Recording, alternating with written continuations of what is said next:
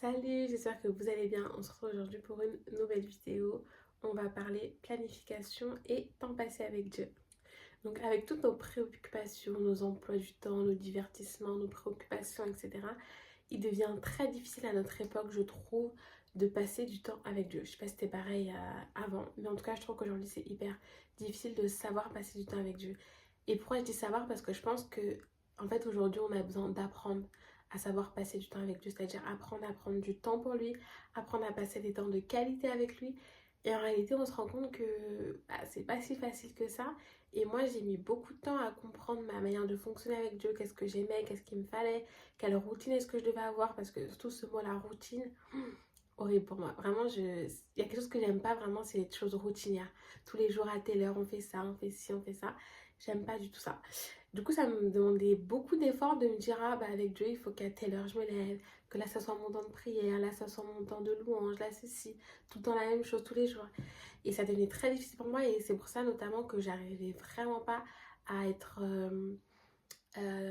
disciplinée sur la longueur en fait. C'est-à-dire que j'arrivais pas à rester disciplinée tout simplement, c'est-à-dire être rigoureuse de jour en jour, lundi, mardi, mercredi. Genre ça durait peut-être 3 jours, après ça y est, j'arrêtais. Et du coup, ça a été difficile de trouver pour moi mon rythme, etc. Et j'ai enfin réussi à trouver mon rythme. Alors, c'est pas parfait et ça mérite beaucoup d'évolution. Et de toute façon, il faut qu'on ait cette perspective d'évolution, d'ambition dans notre relation avec Dieu. Il faut commencer petit parce que voilà, ça sert à rien de se mettre de grands objectifs. C'est pareil qu'avec le sport. Mais voilà, mais le but, voilà, c'est de grandir encore et encore et encore et d'apprendre en fait avec Dieu. Et plus on va être intentionnel dans nos temps passés avec Dieu, qu'on va se donner, qu'on va faire des sacrifices, et plus je crois qu'on va vivre des percées vraiment particulières dans nos temps de prière avec lui. Si vous cherchez une percée particulière dans votre vie, que ce soit financière, au niveau de vos relations, peut-être que vous cherchez une maison, peut-être que ce soit au niveau de votre travail, de votre ministère, je vous assure que tout passe d'abord par le temps passé avec Dieu. C'est-à-dire que en fait, on va le voir, on va voir les fruits. C'est-à-dire, on parle beaucoup des fruits dans la Bible.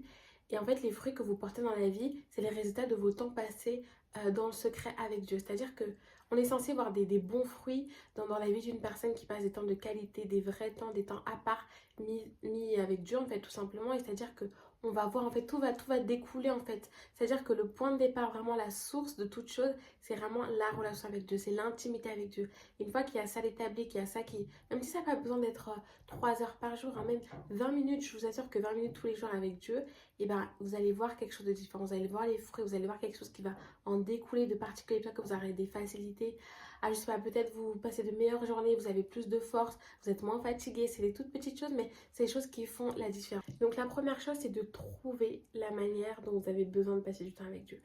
C'est-à-dire que ce que j'ai remarqué en tout cas, c'est que en fait on est éduqué d'une certaine manière, beaucoup dans une culture de comment il faut prier. Il faut prier comme ci, comme ça. Il faut prier les yeux fermés, il faut prier, peut-être certains, il faut prier avec les mains jointes, il faut prier à genoux, il ne faut pas prier dans son lit, il ne faut pas prier couché. Enfin, je pense qu'il y a beaucoup aussi de raisonnements religieux qui nous empêchent aussi d'avoir cette liberté dans la prière et juste d'avoir cette simplicité avec Dieu parce que je pense qu'il n'y a rien de plus merveilleux que d'être simple avec Dieu et c'est tout ce que le Seigneur veut, c'est un cœur à cœur avec lui. Et je me souviens, quand j'étais un petit peu plus jeune, ce que je disais à ma mère, je disais, oh, mon rêve, c'est d'avoir une discussion avec Dieu. C'est-à-dire que mon rêve, c'était d'avoir un dialogue avec lui, c'est-à-dire que je lui parle et il me répond. Et ça me semblait un petit peu impossible, je me disais, oh, je sais pas, c'est un rêve peut-être un peu trop, je sais pas, c'est pas comme ça que ça marche. C'est juste nous qui prions et après, peut-être 2, 3 jours, 2, 3 mois plus tard, on voit que Dieu nous a répondu d'une telle manière, etc. Mais moi, j'aspirais vraiment à ce dialogue de ouais, bah Seigneur, j'avoue qu'il se passe ça, je sais pas trop quoi faire. Et Dieu me dit, bah en fait, tu devrais faire ça. Voilà, c'était vraiment ça la relation que je veux avec Dieu. Et donc au début, ça me paraît très utopique. Et puis en fait, en grandissant et en lisant la Bible, bah, j'ai remarqué qu'il y avait des hommes dans la Bible qui en fait avaient cette relation-là. Moïse avait cette relation-là avec Dieu. Ésaïe avait cette relation-là, pardon, avec Dieu.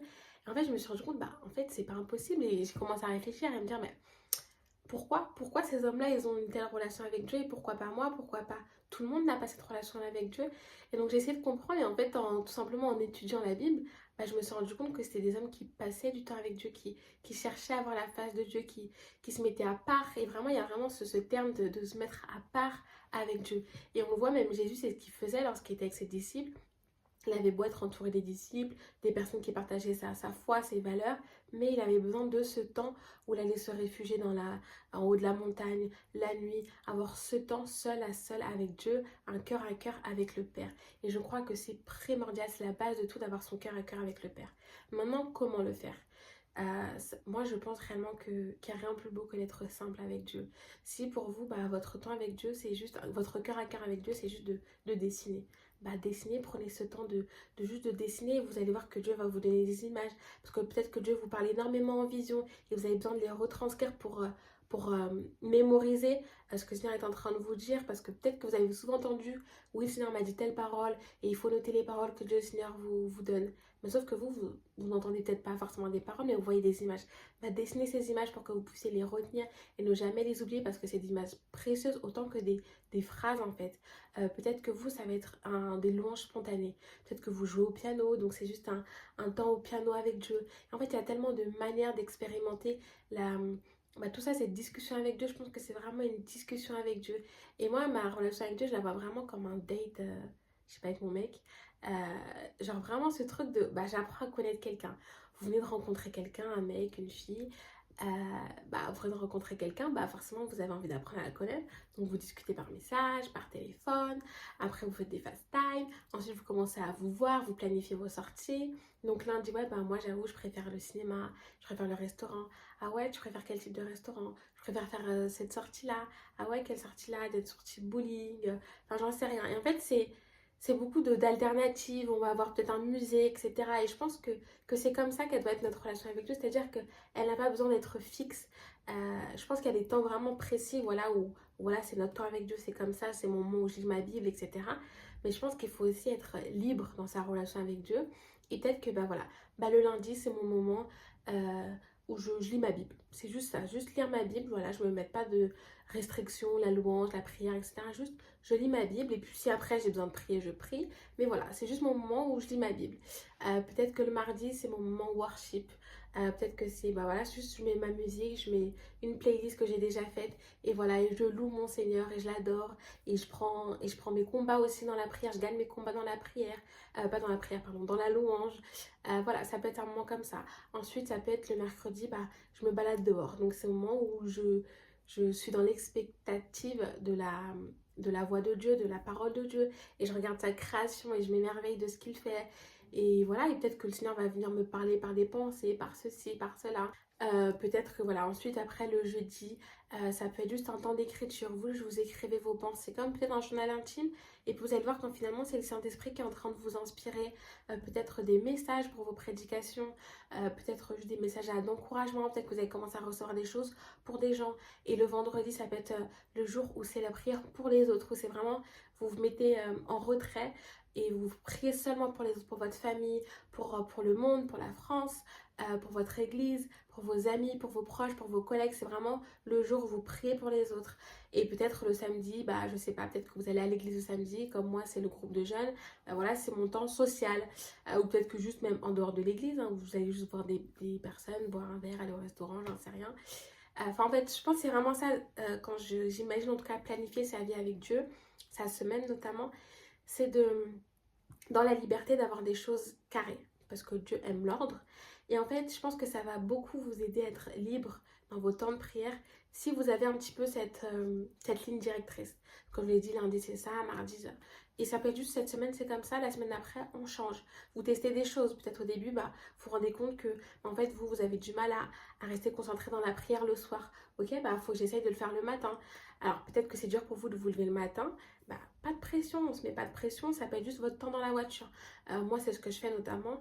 Je me lève assez tôt le matin et du coup, voilà, je me lève entre 5h et 6h. Enfin, entre 5h et 6h, je suis dans la voiture et donc c'est mon temps avec Dieu. Alors des fois, j'écoute juste une prédication. Bon, j'ai pas le temps de tout écouter, mais j'écoute ma prédication. Parfois, c'est juste des moments de louange où je suis là en train de prier, en train de louer, etc. Parfois, c'est juste voilà, des prières intenses où je suis là en train de combattre. Enfin voilà, c'est merveilleux ces moments-là. Ou alors c'est juste des temps de discussion où je partage à Dieu mes pensées, comment je me sens, etc. Genre juste une discussion comme ça. Et en fait, j'aime tellement ces moments et j'aime tellement ces moments à l'aube, enfin c'est même au-delà de l'aube parce qu'il fait une nuit complète. Je sais pas, j'ai l'impression que, je sais pas, personne déjà me voit, je suis toute seule, enfin je sais pas, c'est particulier et j'aime trop ce moment-là. Et à chaque fois que j'arrive devant mon travail, je me dis, ah là là, non, en fait, j'aurais voulu que ça dure un peu plus longtemps, mon trajet de voiture, etc. En fait, j'ai appris à aimer. Et j'ai remarqué que les fois où je ne l'ai pas fait, où j'ai juste décidé peut-être de mettre juste la radio ou des musiques mondaines par exemple, bah peut-être, je sais pas, je m'ambiançais, etc. Mais ça n'avait pas le même goût, ma journée était différente.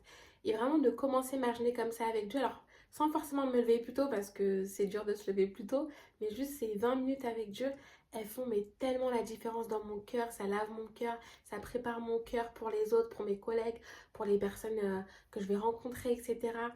Enfin, ça dispose également mon cœur à recevoir les paroles que le Seigneur a envie de me dire ce matin. C'est des moments tellement, tellement précieux. Et si vous peut-être que vous prenez les transports, bah décidez que, ok, ce moment dans les transports, c'est 30 minutes, c'est 1 heure dans les transports, bah c'est le moment où je lis ma Bible.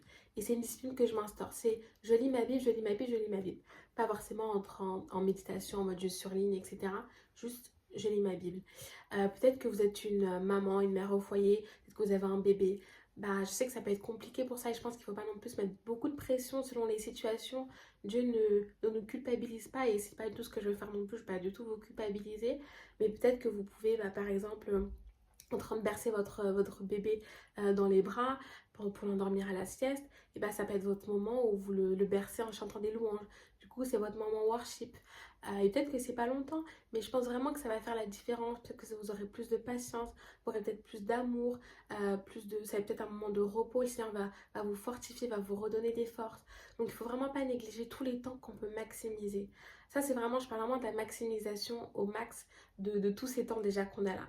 Parce que c'est bien beau de dire, ouais, bah voilà, il faut se lever 1 heure plus tôt, il faut se coucher un petit peu plus tard, il faut annuler une activité. Certes, ce serait l'idéal, mais je conçois très bien qu'il y a des emplois du temps où bah, en fait c'est pas possible, où c'est hyper dur de faire ça en fait. C'est hyper dur de se lever tôt le matin, 1 heure beaucoup plus tôt, de se lever à 4 heures du matin, de se coucher beaucoup plus tard, d'enlever telle activité. Alors peut-être que c'est même pas possible que vous enleviez telle activité, vous aimeriez que vos journées soient beaucoup plus longues. Donc je pense que dans un premier temps, il faut se faire confiance, il faut faire confiance à Dieu euh, et commencer petit, vraiment commencer par 20 minutes, commencez par 10 minutes, commencez par utiliser un temps pour passer du temps avec lui. Comme je vous ai dit, la voiture, les transports, c'est-à-dire que c'est quelque chose que dans tous les cas vous devez faire. Bah ok, de toute façon c'est quelque chose que je dois faire, donc vas-y, j'insère Dieu dedans. Et plus ça va et plus vous allez réussir à apprendre, bah voilà, quand je rentre chez moi, après le travail, bah voilà, je fais tout ce que j'ai à faire, etc. Et maintenant, je m'instaure qu'avant de m'endormir le soir, je dois regarder une prédication. Moi, c'est ce que j'essaye de faire. Bon, souvent, je m'endors devant, mais c'est pas grave. Et en fait, ça me permet de finir ma journée avec Dieu et je trouve que c'est tellement bénéfique également et tellement puissant spirituellement. Et c'est comme, bah, en fait, vous finissez votre journée avec Dieu, même si c'est pas un temps hyper spirituel ou quoi que ce soit, mais juste votre cœur est lavé. Peut-être que vous endormez pas du coup avec des mauvaises émotions. Peut-être que vous êtes disputé avec votre conjoint, votre conjointe. Et bah voilà, bah, ce petit temps de prédication, juste s'endormir avec de la louange, bah, je pense réellement que ça lave votre cœur. Je pense réellement que ça remplit vos pensées, votre âme de bonnes choses et des choses qui viennent de Dieu réellement et de vous endormir avec la paix du Seigneur. Donc en fait, c'est vraiment important de non seulement commencer et de terminer sa journée avec Dieu dans un emploi du temps où c'est limite peut-être impossible pour vous, vous avez l'impression de réellement passer du temps avec Dieu. Et ensuite, dans un second temps, il va falloir planifier un date avec Dieu. Comme on a dit, c'est une relation amoureuse. Alors, il faut que vous datiez Dieu, ok? Donc, c'est-à-dire, c'est quoi? C'est ok, bah, ce jour-là, c'est moi et Dieu. C'est mon moment avec Dieu, tout simplement. Il n'y a personne qui peut venir me dire, ah, vas-y, annule ça. Non, c'est vraiment mon moment avec Dieu. Et c'est pas obligé que ça soit fixe, hein. Moi, par exemple, c'est jamais fixe parce que bah, les semaines, elles sont pas toujours pareilles, etc. Bon, si vous avez des semaines pareilles, vous pouvez vous fixer, bah, tous les lundis, c'est mon date avec Dieu, tous les dimanches peut-être. Mais ça peut changer. Cette semaine, c'est jeudi, la semaine prochaine, c'est lundi. Peut-être que tous les dimanches, vous planifiez votre semaine avec Dieu et vous notez peut-être en rouge, ah voilà, ça c'est le jour où je vais passer avec Dieu un temps particulier. C'est votre moment qualitatif, intense, puissant, enfin ce que vous voulez, vous faites ce que vous voulez dans ce temps-là. Mais c'est vraiment votre temps particulier. Il y a un temps beaucoup plus long, forcément. Peut-être que c'est 1 heure, peut-être que c'est 2 heures. Mais vraiment quelque chose de beaucoup plus lent et de beaucoup plus long, pardon, et de beaucoup plus dédié à Dieu. Vous voyez ce que je veux dire? C'est-à-dire que c'est moins je maximise ma journée, j'utilise un temps pour faire ceci, etc. Là, c'est vraiment juste lui et moi, c'est juste bah, je me consacre à lui réellement. Et donc de manière concrète, ça donne quoi? Bah, si vous êtes digital, vous pouvez utiliser votre calendrier comme moi. Moi, j'utilise beaucoup mon calendrier pour planifier mes semaines. Donc voilà, il y a tout dans mes calendriers, etc. Il y a toute ma journée et c'est là que je peux noter bah, tout simplement tout ce qu'il y a, c'est-à-dire bah, ok, cette semaine ça se passe comme ça, j'ai ça à faire, ok, bah ce jour-ci, je décide que c'est ma journée avec Dieu. Euh, et donc voilà, c'est important de faire ce genre de choses pour pouvoir tout simplement avoir ces temps particuliers avec Dieu. Ça peut être également Notion, que moi aussi j'utilise beaucoup, qui est un petit peu plus long forcément, ou Note tout simplement, vous notez, par exemple, vous planifiez votre semaine, c'est-à-dire comme j'ai dit, le lundi je fais ci, le mardi, voilà, le mercredi je prie pour les autres, vous notez ça dans vos notes, et voilà, rien de plus compliqué, ou alors si vous êtes beaucoup plus papier, vous prenez un carnet, c'est votre carnet où vous notez... peut-être, voilà, cette semaine, j'ai tel objectif. Mon objectif, c'est d'avoir 20 minutes avec Dieu. Mon objectif, c'est que le jeudi, ça soit mon date avec Dieu. Et du coup, dans votre carnet, il y a cet espace aussi pour ce date avec Dieu. C'est-à-dire que vous êtes dans l'attente de recevoir quelque chose de Dieu, d'avoir ces temps de prière avec Dieu. Peut-être que si vous écrivez beaucoup, ce carnet va vous servir à écrire vos prières avec Dieu, vos pensées, vous pourrez dessiner. Ou alors, vous pouvez imprimer, ça existe, il y en a plein partout, sur Pinterest, quoi que ce soit, des calendriers de semaines, des semainiers. Voilà, vous notez, vous écrivez votre emploi du temps, ou juste peut-être même pas forcément toute votre journée, mais juste peut-être les temps avec Dieu spécifiques que vous devez inclure dans votre routine. Ça peut être aussi passé par des alarmes. Moi, je fais tout le temps ça. C'est-à-dire que je mets beaucoup d'alarmes sur mon téléphone. Par exemple, je suis au travail, je me dis, ah, je sais pas, par exemple, j'ai une pensée où, je sais pas, je me dis, ah, j'ai envie de lire l'histoire de Paul et Silas, par exemple. Mais je sais que, me connaissant, je vais oublier. Donc, qu'est-ce que je fais? Je mets une petite alarme. Je mets, je sais pas, quand je rentre à 16h, méditer Paul et Silas. C'est des petits trucs bêtes, mais vraiment utiles. C'est-à-dire, ne laissez pas l'ennemi venir s'insérer, venir vous voler en fait vos moments de petite reboost. Vous avez forcément ces petits moments où, je sais pas, vous avez grave envie de lire votre Bible, vous avez grave envie de passer du temps avec Dieu. Peut-être que c'est après avoir lu un film, peut-être que c'est après avoir regardé un TikTok, ou peu importe, après rentrer de l'église. Et vous avez ce petit moment-là, mais il faut se connaître. Et souvent, peut-être par exemple, c'est à l'église, le pasteur a lu un passage, vous dites, ah ouais, il faudrait que j'étudie ce passage plus en détail, etc. Rentrez chez vous, vous mangez, vous êtes fatigué, vous faites la sieste, et ça y est, on est déjà lundi. Et bah là, c'est quoi? Vous êtes à l'église, prenez votre téléphone, vous mettez dans votre alarme, quand je rentre, il faut que je fasse ça. Comme ça, vous oubliez pas, et après, voilà, il faut se donner une discipline aussi, il faut un peu se forcer. Mais après, ça va se faire tout seul, je vous assure. Et donc voilà, donc franchement, c'est hyper important d'avoir ces temps avec Dieu. Je vous promets que ça va changer votre vie. Rien que vos émotions, votre caractère, enfin vos relations avec les gens, enfin vous allez voir que tout va changer et ensuite vous allez voir que vous allez gagner des combats spirituels parce que les combats spirituels ça se gagne dans la prière. Vous allez voir que vous allez vivre des personnes dans votre vie, enfin vous allez voir tellement de changements que vous allez voir, mais vous allez vous dire mais en fait comment c'est possible que ça change aussi vite alors que d'habitude c'est peut-être beaucoup plus difficile à obtenir une parole de Dieu.